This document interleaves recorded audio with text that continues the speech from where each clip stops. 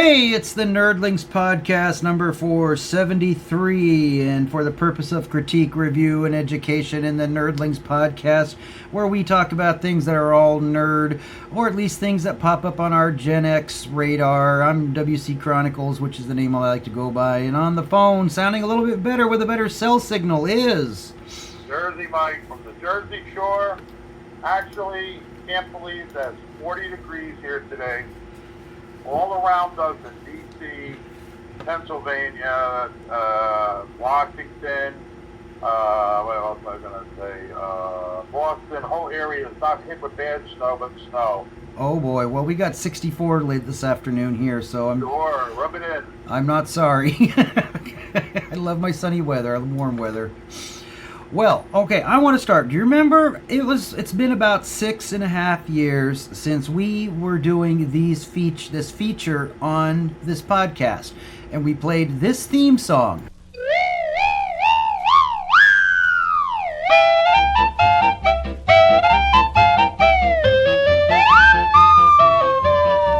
When she's walking down the street, all the boys yell mighty sweet, "Hey Mabel, wait for me." She's as popular as a gal can be, a household name in every family.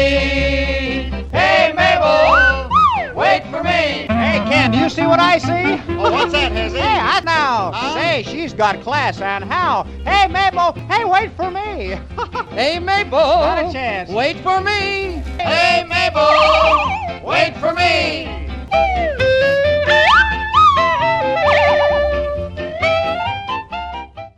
All right, do you remember that at all?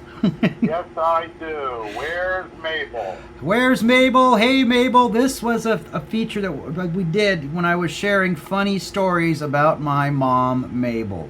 Because my mom Mabel is quite the character at times in her life. I know one thing. Mabel's vault has really, really gone deep, deep, deep. So we resurrected Mabel. We missed that. Where's Mabel? What's Mabel? Yep, everything that we find or I find is stuff that's coming out of Mabel's Doomsday Vault. I think everybody has one. Either it's a drawer for things that don't need to be anywhere, sometimes referred to as the junk drawer. But there are things that are just encapsulated, petrified, fossilized, immunized in these places, and we find them and bring them out. Oh, I'll tell you what. Mabel's had some real good ones. Well, Sometimes you have to go back way in the back, get it dust off a few things to get us some stuff, but you got it out of Mabel's vault. yeah, How is Mabel, by the way? My mom is doing well. Got her finally doing her artwork again of painting figurines. She's got a canary bird named Marvin that she takes care of, and well, it's still the same mishmash, but trying to keep her moving. Got to keep Mabel moving all the time. So next week we will start reintroducing the Hey Mabel segment, but I love to play that theme song all the time. That's one of those real serendipity things that no matter what's going on, you want to sit down or ride with Where's Mabel? Exactly, 1,000%. All right, now on to what we like to call currently, though, what we're doing is this on the Nerdling Podcast. From Hollywood, the music capital of the world, it's Name That Tune. And now the star of our show, Tom Kennedy. All right, and this is where I'm gonna be playing certain songs of something and trivia questions, and Jersey Mike or Stinky, whatever he wants to go by, has to try to guess what the questions are or what the answers are to the questions of the particular song that we're playing. Any questions? And you can play at home, of course. Please play at home. Curious, does Mabel play at home? I don't think Mabel even listens to the podcast. Oh, that's because she's getting some stuff out of storage because Doomsday Vault for us, I bet. Well, things like Christmas decorations that date back probably to 1975 or earlier. Wow, she has actually 50-year-old Christmas decorations. Oh yeah, doesn't everybody? You know, something that's probably well, I tell you one thing, that your decoration you gave my folks a long time ago, it gets hung up every year in the kitchen. It does, right on cue. That's awesome. That's awesome. You know what's coming out? 50 years, not too long. What's that? From now, Star Wars in its original format. You know, that is going to be so cool to go see that in the theater again, because there are just things, you know, there are little clues and bloopers you can catch in the original that you can't catch anywhere else. Like when there's, I can't remember, but it's where they have elephants in costume for those. Oh my God, that's cool. I can't remember off the top of my head. Maybe I'll try to remember that next time as we can get into it. But anyway, let's do our first song. I'm going to tell you, this is an actress. Now, we're featuring actors and actresses singing in a TV series, but they're not normally part of the recording industry. All right, as per se. So our first one here is from August 31st, 1976. Okay, this is from the pilot of the show, and we're kind of starting off with a mellow one, but as we go into the podcast, we're going to get more and more rockiest, as we like. I guess I'd like to say right at that moment. All right, here we go. The rockiest, Campbell, ready to go. It had to be you. It had to be you. I wandered around. Finally found somebody who could make me be true, could make me be blue, and even be sad, just to be glad thinking of you. Some others I've seen might never be mean, might never be cross or try to be boss, but they wouldn't do, for nobody else gave me a thrill. With all your faults, I love you still. It had to be you, wonderful you. It had to be you.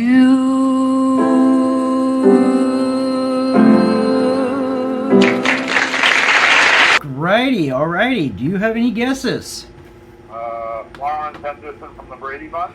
That's a good guess, being that Florence Henderson is a stage actor, singer, you know, but I'm going to say this actress, she also has a deep background in acting as well. Theater, Tony Awards, plays, before she came to television. Carol Burnett, the Carol Burnett Show. That's a good guess, good guess, but it's not Carol Burnett. It's actually one you suggested last week, and I decided to pull a reverse Uno card and throw it at you. Tina Louise. Julia Garland? Nope, not Tina Louise. Nope. Okay, I got three good in the same year. I'm pretty good. The show ran close to that. I have no clue. Go ahead. I'll give you more. It was a TV show it was a sitcom based in a cafe diner. Oh, Alice, Linda Lavin. Yes, perfect. You got it. Linda Lavin, Alice, doing that. You know what I love with her? Oh, that was a good one. They had her on The Sopranos for a short run, but prior to that, how could you go wrong with Alice? You Remember could. When donkeys fly, donkeys fly. That's the thing. You had the characters. You had Vic Tayback as the cafe cook. You had Vera the nutcase. You had Flo and Alice. And here's the thing. That was a true sitcom. It did not rely on smut sex and that kind of pop crap. It was a good sitcom. Do you remember who the phone man was? What his name was on the show? I remember the phone man, yes, and I don't remember his actor name or his character name. I know who you're talking about. I remember the character. His name was Henry. Henry, yeah, yes. And who played Vera was Beth Holland. Yes, Polly Holiday played Flo. Polly Holiday played Flo. You're very good now. You know, Tommy was I forget Tommy McKeeland. What was his name? Tommy yeah. McKeeland. He was Joe on the Facts of Life's brother. Okay, yeah, because I think he passed away some time ago, actually, for some. Really? I'm pretty sure, but I heard it. I didn't look it up or anything. I'm not going to look it up right now, but I think he did pass away, actually. Oh my God! You know that's weird because that's a show that just hits you. It was just like it was a Jersey waitress or a Jersey woman driving out, car broke down, station wagon, Arizona, West Coast. I mean, almost like perfect. It was it's still a good sitcom, and the characters are what made it good, and I wish they would make sitcoms like that again, but I'm not getting a subscription to go looking for one. No, I hear you. That was like not about once in a lifetime, but a lifetime ago. Yes. So many years. They had a payphone back then. Imagine if you used to come in and use a payphone. Oh yeah, they have a payphone. They have a payphone at the Nevada State Museum. And when you go up to it and go in it and pick it up, you hear I think it's a 1950s old radio show of Superman on it. Wow. I still found an actual, in Tampa, Florida, inside the Hard Rock Casino, going to the employees' entrance, I actually found an actual payphone still working. That's incredible. It's weird. I know. It's weird because younger nerds being born now go to a museum and they see all this technology that has flown by of our communication devices, from the pagers to the fax machines, and it leaves you kind of open to mouth, like, those are things I had and now they're museum exhibits. It's pretty interesting. All right, shall we get on to the second one now we got here? Okay, yes, let's rock and roll, because now you got me stumped in the nostalgia, being like, wow, what else was there during those technology days, you know what I mean? Yes. Let's go. We're ready to go with the second one. Okay, so this one comes from October 31st, 1982. It was Season 6, Episode 4. It was the Halloween episode called the episode was called, Rock Devil Rock, all right? And the song is called Devil Take Me, okay? It had the director of Peter Marshall, but this particular character, he was very much inset on another sitcom weekly, and he was known for his character. But he wanted to break out of that character, and the only way that they could do it is to have him in like this Kiss makeup of it, okay? Oh, nice. So I'm going to play it here, and then we'll give you more clues or questions for you, okay? Here we go. Awesome. Here we go.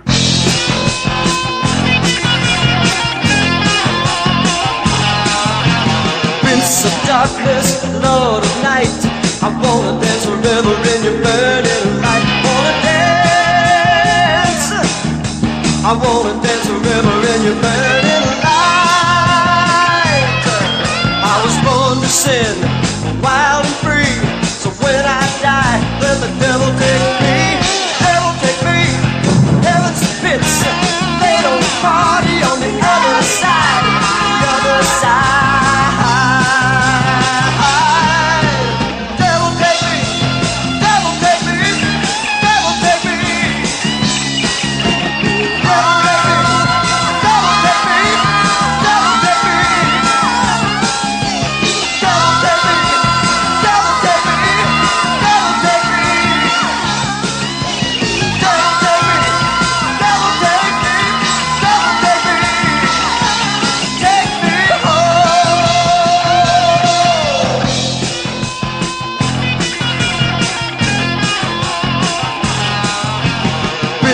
Darkness, Lord of night, I wanna dance forever in your burning light. I wanna dance forever in your burning light. I was born to sin, wild and free. So when I die, let the devil take me. Devil take me, heaven's pits. They don't party on the other side. The other side. Devil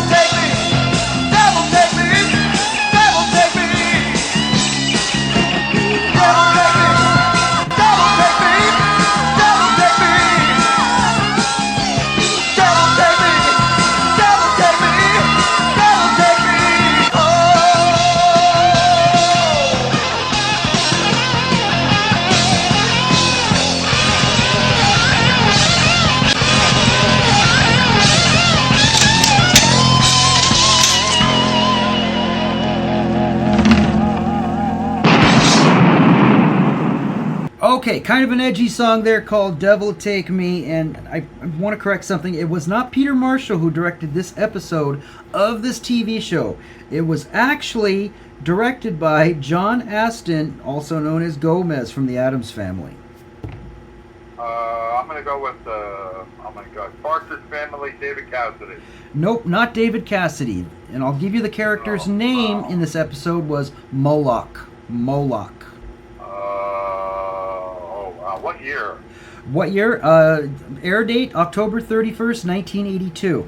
And this particular show was in season 6. This was episode 4. So it started in the late 70s and pushed into the early 80s. Oh, wow. Totally been around for a while. God. Rick Springfield. No, that's a good guess, but no, not Rick Springfield. Okay, because he was doctor on His General Hospital. His other character from the TV show he was on was the prankster, the jokester, the person. He kind of wore a cap once in a while, and his name was 2 words that rhymed together. His name and then his description of his personality. John Travolta from Welcome Back, Kotter? That's a good guess, but no. He used to hang out. On the other show. He used to hang out down at the Teen Hangout Cafe, based in the late 50s. No clue. He used to hang out with Potsy, Richie, and Fonzie. Anson Williams. Nope, not Anson Williams. Donnie Most. Donnie Most. Okay, you're on it. You got it. Yep, perfect. He sang?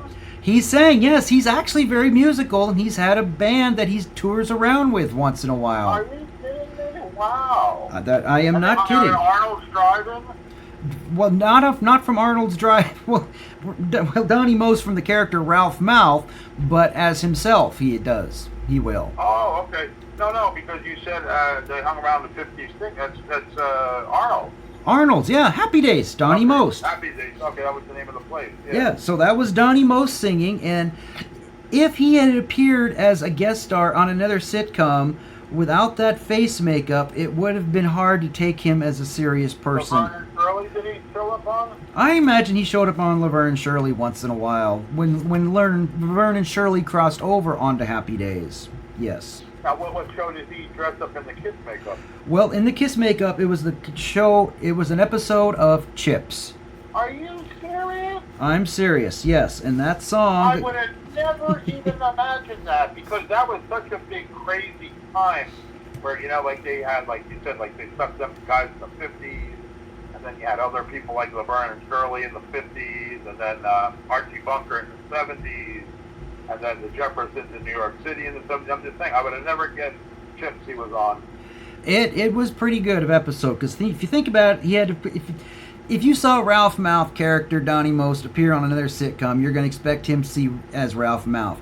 But he took on this rock and roll devil persona kind of character for this particular episode where his life is in danger, blah, blah, blah, and Ponch has to save him. Was he an actual rock star himself? Yes, well, he sang that. That's what you just heard, the song there. No, but I'm thinking he was in the episode, huh? He was like a concert or just It was like there was I believe the song was performed in a performance in front of a live audience, and then also like a music video recording session.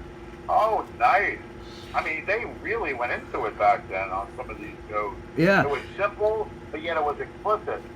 Yes. Now, here's another bit of a trivia on that song, Devil Take Me song that you heard. It was written by 2 people named Carol Connor and Larry Mullen. Not Carol O'Connor, Carol Connor. She was a singer from 1958 with the Teddy Bears who did the classic song, To Know Him Is to Love Him.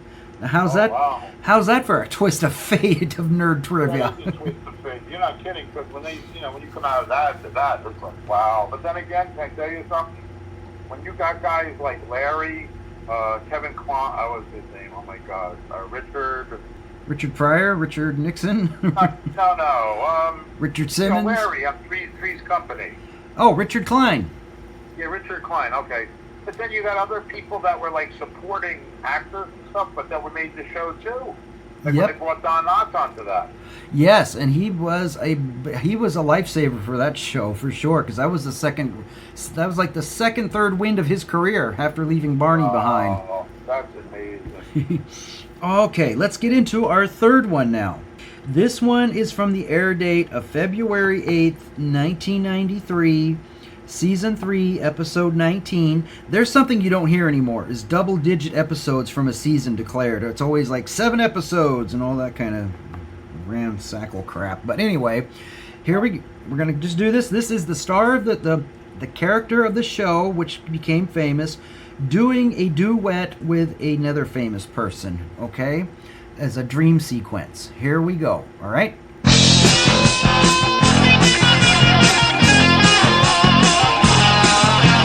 Prince of darkness, Lord of night, I wanna dance forever in your burning light. Wanna dance, I wanna dance forever in your burning light. I was born to sin, wild and free, so when I die, let the devil take me. Devil take me, heaven's pits, they don't party on the other side, the other side. Devil take me, devil take me, devil take me. Devil take me, devil take me, devil take me. Devil take me, devil take me, devil take me.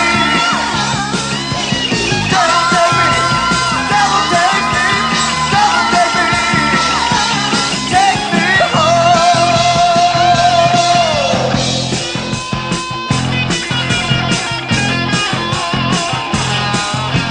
Prince of darkness, Lord of night, I wanna dance forever in your burning light. Wanna dance, I wanna dance forever in your burning light.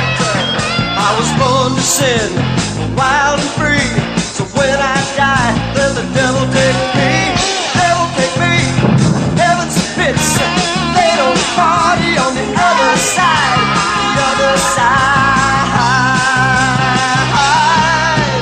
Devil take me, devil take me, devil take me. Devil take me, devil take me, devil take me. Devil take me, devil take me, devil take me. Oh.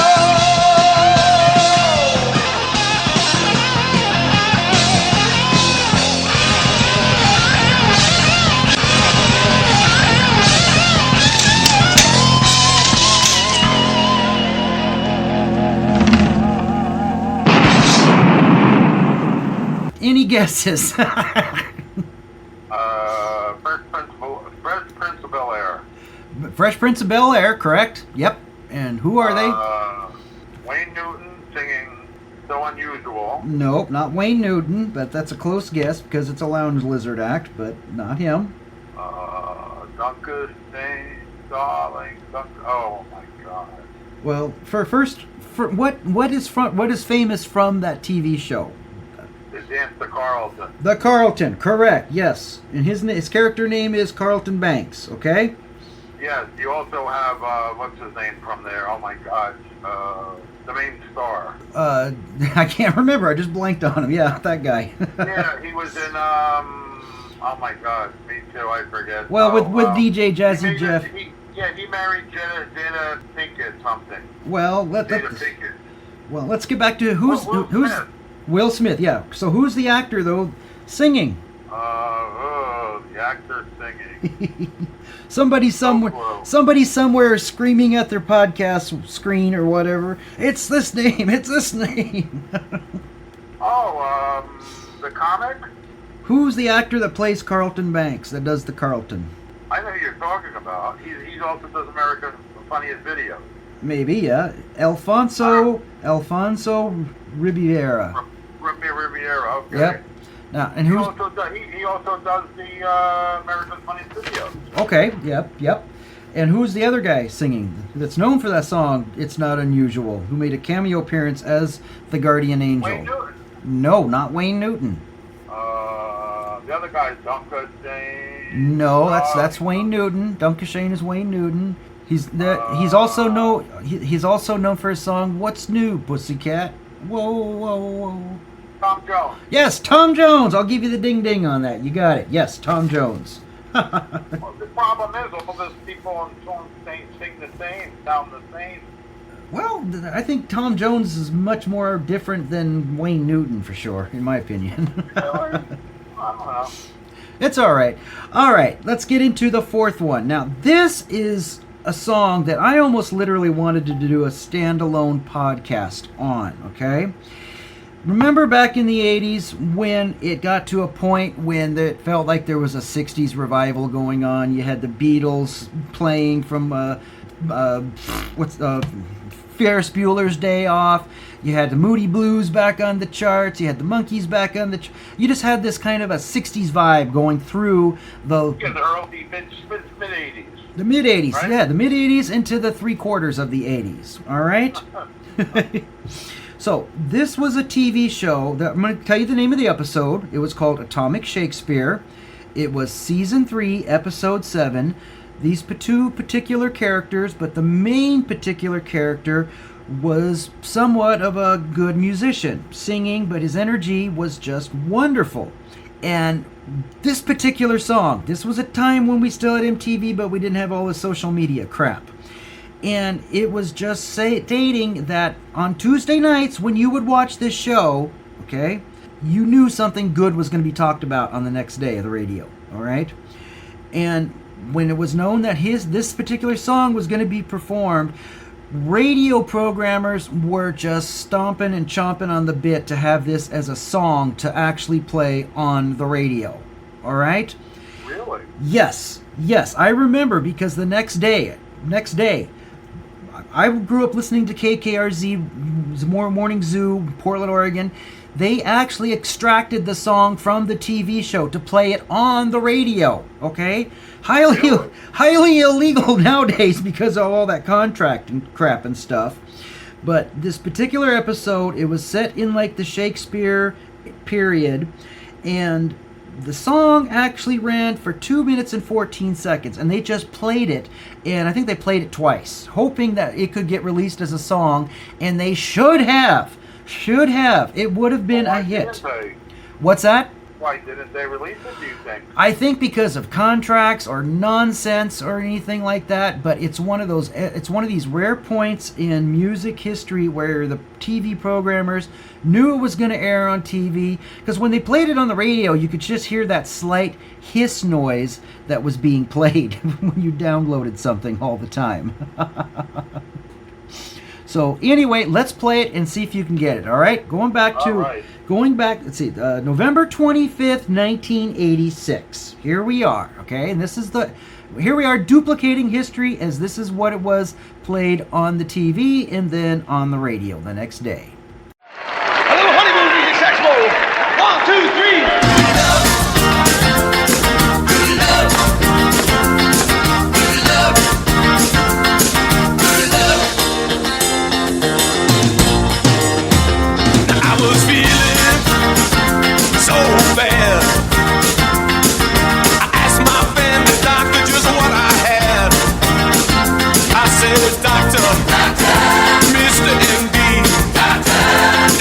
Tell me what's ailing me.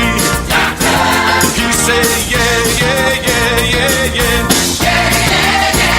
Yes, indeed. All I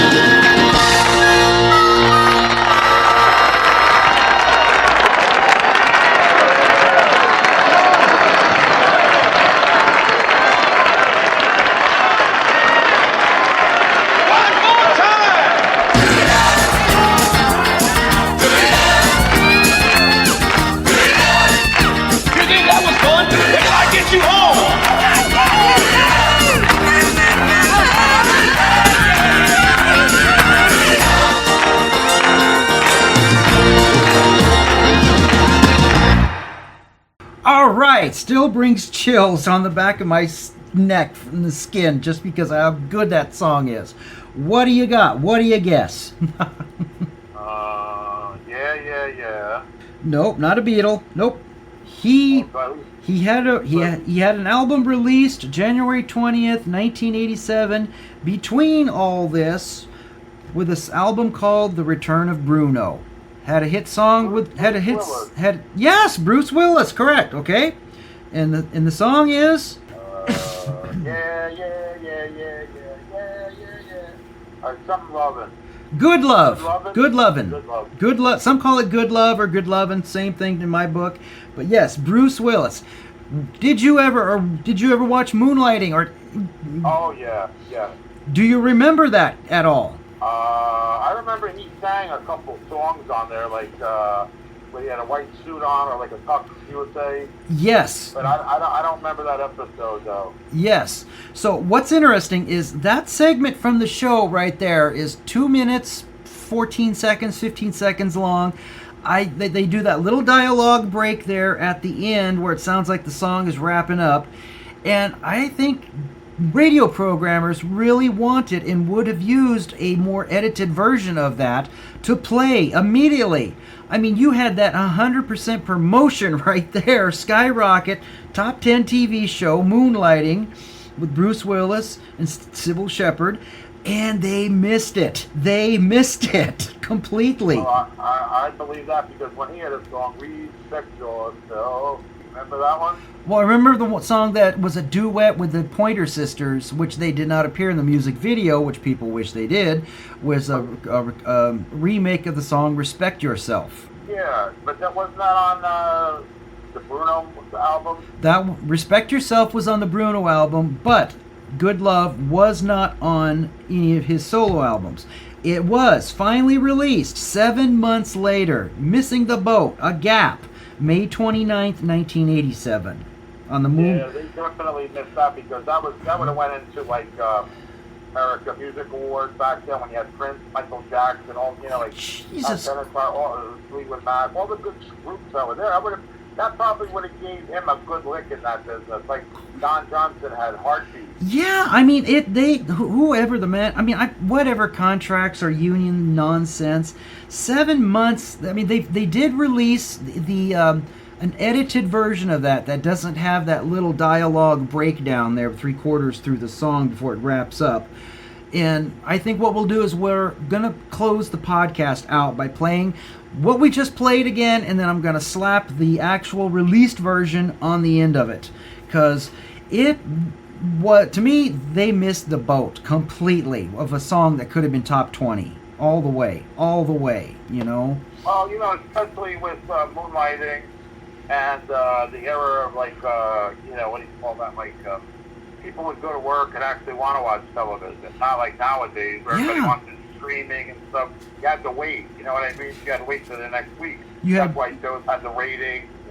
Yes, that's right. Why they had the ratings, because that particular, whatever night it was, you were there, you were watching it, whether it was, the A-Team or the $6 Million Man or the Bionic Woman or even, episodes of Chips. You had to be there. No ifs, ands, or buts. I remember, what was that thing they would send you to people would turn around, they would go on, remember they would send it to people in the house, and somebody would have a special cable box set up where they were the ones that were doing the judging of it. What's the name of that? You are talking about the Nielsen ratings.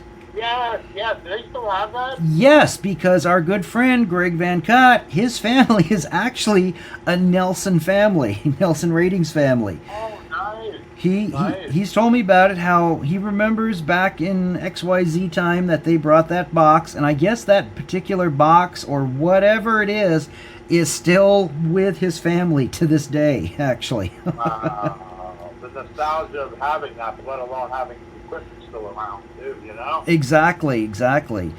So, you know, it's sad that they missed the boat on Bruce Willis's version of Good Love, because I truly believe that would have been a top 20 hit.